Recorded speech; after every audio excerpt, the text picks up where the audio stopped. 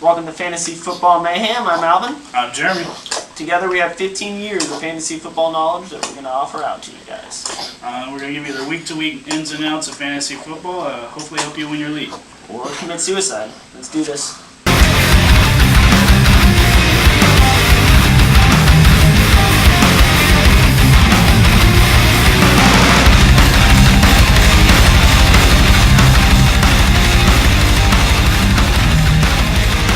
Throughout the next couple of weeks, we're going to do a top 10 on all the positions before the draft to try and help you out, who you guys should be looking after. This week, we're going to cover running backs. I'll get started. At number 10, I got Cedric Benson. He missed 3 games last year, but only 2 were due to injury. I only see his numbers improving from last year. I mean, especially we just talked about, addition to T.O., and I just think he gets better from there. At number 10, I have Ryan Grant. The only thing I can say, he's consistent.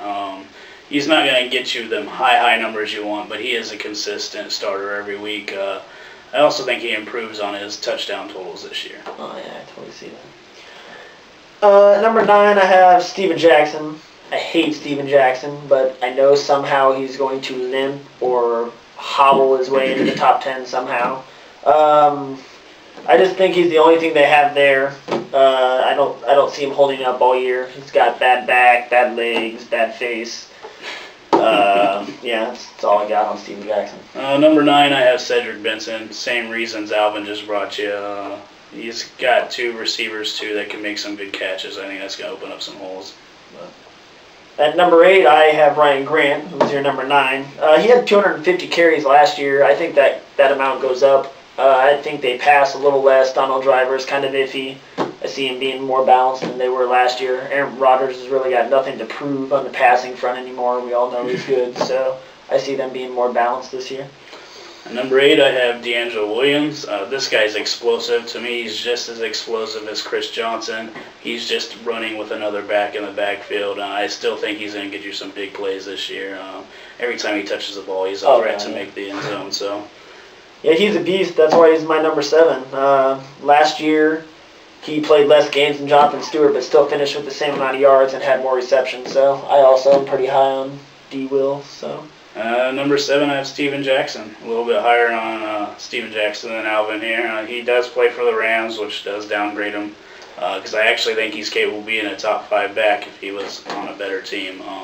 He had 7 100-yard games last year, and I can see him doing that again, getting bulk of the carries and pretty much running the ball all the time with a rookie quarterback in there. I hear you. Number 6, I've got Michael Turner. He missed 6 games last year, but he still put up double-digit touchdowns. That's pretty awesome. I think he's in better shape this year. If he wouldn't have been injured at all last year, he would have easily finished in the top 10, maybe 5 last year with the numbers he was putting up. So I as well have him at number 6. Same reasons. He also gets goal line carries. And he's a beast, and he's looking healthy this year. So I also think they use him a little less, not a lot, but I mean I definitely think they've learned their lesson on giving too many touches. Using some caution, but they're a run-first team, so they'll get his carries. Everybody, come take my hand, we'll walk this road together. Number 5, I've got Frank Gore. I've got him there because for a few reasons. The NFC West sucks. He's going to play Arizona twice, St. Louis twice, Seattle twice. He's going to dominate all over those. I've listened to a few interviews from Mike Singletary. They are my favorite team, so I kind of follow along. He definitely keeps saying that they're going to be more balanced. I see him running the ball a lot more this year. Last year he finished number 6 amongst fantasy running backs. I see him improving, so I'm putting him at number 5. As long as he stays healthy, he should totally finish 5 or better. So. Yep. At number 5, I have Ray Rice. I think he's only going to get better this year. The addition of Anquan Bolden's really going to help him out. I think McGahee's still going to snag some of them goal line carries. I don't think it'll be as big of a factor as it was last year. I do think he's got some really good hands, and he'll definitely help the receiving game as well. So on the PPR league, definitely. That's why I have him at number 4. I mean, he's an awesome talent. He catches the ball, he runs the ball, he makes big plays. You mentioned Bolden. That's going to totally help him, I believe. I pretty much had him at 4 instead of 5 just because I see him staying healthy more than I see Frank Gore staying healthy. That's why I got him at 4. Okay, at number 4, I have Adrian Peterson. A little bit lower than some may like. Not too horribly high on him, just for the fact he has fumble issues. Hopefully he worked on that in the offseason, but I could see the coach finally sit him down saying, hey, we need to work on this. We're going to start bringing in this new guy they got there. Forget his name. Toby Gerhart. Start bringing him in and take some of your carries away if you can't get a hold of this ball. He also only had 3 100-yard games, and that worries me a little bit because he's definitely got more potential than that. No, yeah, definitely. He's very explosive. Number 3, I have Maurice Jones-Drew. He's really the only guy there, to be honest with you. He carries the ball at the goal line. I mean, they don't rest him too much. He'll get his carries for sure. Plus, it'll be the second year for Eugene Monroe and Eden Brighton on the offensive line, so their offensive line's only going to get better. So definitely.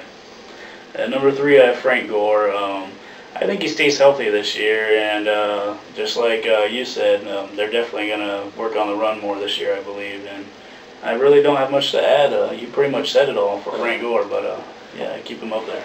At number 2, I have Adrian Peterson, where he belongs. I mean, he's got star quarterbacks, star receivers, good defense.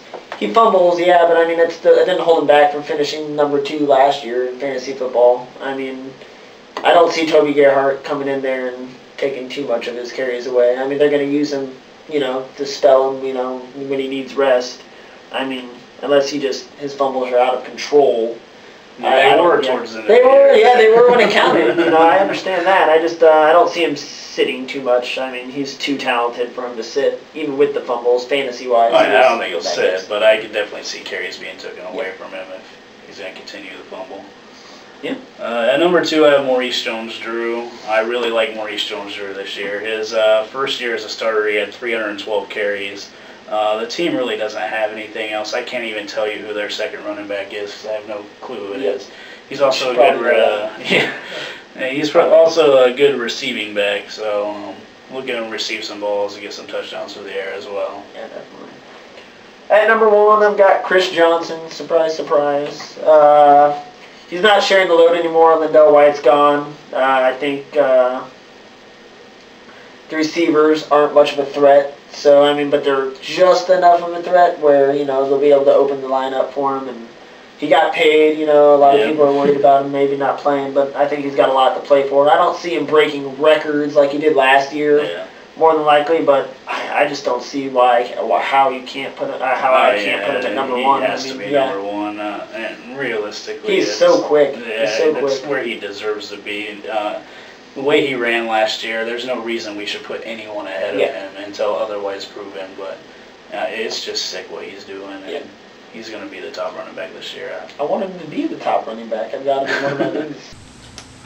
What are you doing? Sparky's helping me studying for my sleeper pick of the week. Hush, little baby. All right, my sleeper pick for running backs this week would be Jamal Charles. I think he has top 10 potential. I have him outside the top 10 right now, but he didn't start till week 10 last year, and 5 out of the 8 games he ran for over 100 yards. And a couple of them games he ran over 150 yards. And he ended the season with 259 yards and 2 touchdowns against Denver. I believe he continues this trend. However, the addition of Thomas Jones scares me a little, not enough for me to devalue him. I think Thomas Jones is a bigger back that will be a third down back, and that's pretty much what I leave it at for him. For my sleeper pick, I'm going to go with Beanie Wells. I mean, I'm a Niners fan, so I shouldn't be talking up someone that plays for the Cardinals, but if you look at it, Kurt Warner's gone, Anquan Bolden's gone. They're going to be running the ball a lot this year. I don't care what the coach is saying. Like, they're going to have to run the ball more this year. I'm not that scared of Tim Hightower either. I know he was the back at the beginning of the year, but Beanie Wells has kind of shown that he's going to be the future there. He emerged late last season. He had like 6 touchdowns the last 8 games. I think they're going to start giving him more of the load. I think if he plays a full 16 games, he could definitely sneak into the top 10. And that about wraps everything up here. Stay tuned next week. We're going to go over our top 10 wide receivers and obviously cover the most relevant news that's going on. If you have any fantasy football questions, email us at fantasyfootballmayhem@live.com.